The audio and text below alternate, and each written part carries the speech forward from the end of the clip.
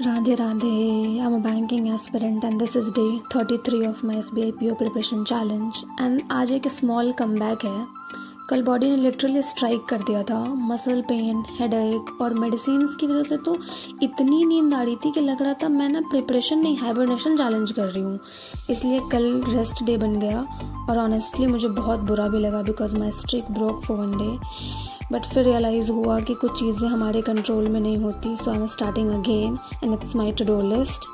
आज मैंने सबसे पहले वही वायरल मैथ्स की जो मैंने 2 आवर्स की क्लास थी उसमें से मैंने 1 आवर्स की क्लास देखी थी, तो मैंने वो 1 आवर आज फिर से कंप्लीट किया जिसमें सर ने पूरी कैलकुलेशन की अप्रॉक्स सारी ट्रिक्स ही बताई थी, तो मैंने वो किया एंड देन इसे कंप्लीट करके फिर मैंने ये मिसिंग नंबर सीरीज़ करा था जो मैंने हाफ की कंप्लीट किया था, हाफ के 1.5 आवर किया था। अभी आज फिर मैंने 1.5 आवर किया है, तो मैंने ये किया। इसमें मिसिंग नंबर में मैंने आज वही 30 के अप्रॉक्स मिसिंग नंबर सीरीज़ करे थे, तो ये कंप्लीट किया मैंने एंड देन इसे कंप्लीट करके फिर मैंने एडिटोरियल की क्लास स्टार्ट करी थी। वैसे निमिषा मैम की एडिटोरियल क्लास कल से आ नहीं रही थी, तो मैंने ये विशाल परिहार सर हैं एक, उनसे मैंने कर लिया क्योंकि न्यूज़ फॉर कि रिलेटेड रहूँ न्यूज़ से, बस इसीलिए, ऐसा नहीं क्योंकि इसमें बहुत ज़्यादा वर्ड्स सर नहीं कराते, तो मैंने जस्ट बिकॉज ऑफ इसलिए किया कि न्यूज़ से थोड़ा से रिलेटेड फील करूँ। एंड देन उसके बाद फिर मैंने जीए की क्लास करी थी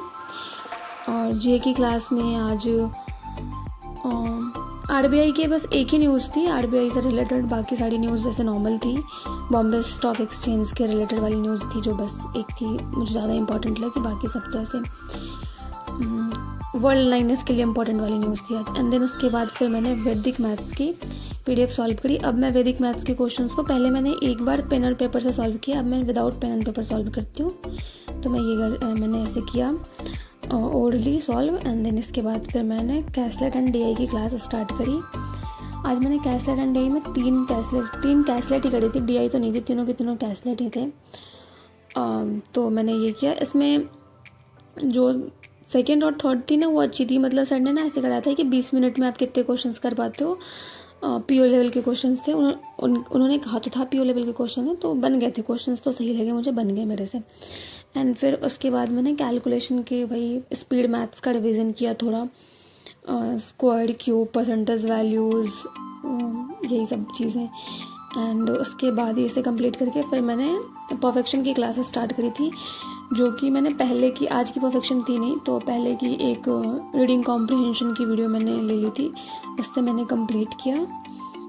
एक में मेरे 6 आए थे आउट ऑफ 7 और एक में मेरे 5 आए थे आउट ऑफ 7, तो 2 सेट करा था सर ने, मैम ने 2 सेट ही कराए थे उसमें, तो मैंने 2 सेट कंप्लीट किए। एंड उसके बाद फिर मैंने 10 पजल और जो सेटिंग का जो सेट था मेरा, मैंने एक वीडियो ली थी सर की, अंकुश लांबा सर की, तो मैंने उससे करना स्टार्ट किया था जिसमें 8 ही क्वेश्चंस थे, तो मैंने 8 ही करे और मैंने दूसरी पीडीएफ खोली भी नहीं क्योंकि आलस तो कहीं कह सकते हैं हर किसी को ही हो जाता है। मैंने कहा छोड़ो, रहने देते हैं, इतने पे ही रहने देते हैं, और फिर मैंने 8 क्वेश्चंस ही करे एंड इसे कंप्लीट किया मैंने।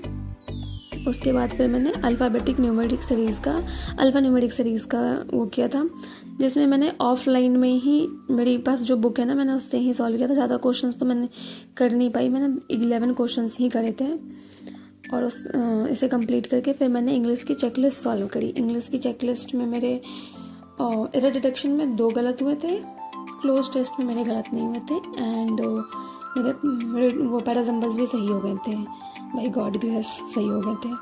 तो ये बस 2 गलतियाँ हुई थी, तो वो मुझे थोड़ा ऐसा था कि चलो, अब पहले मैं 4-5 गलतियाँ करी थी, अब मैंने 2 गलतियाँ हो रही है।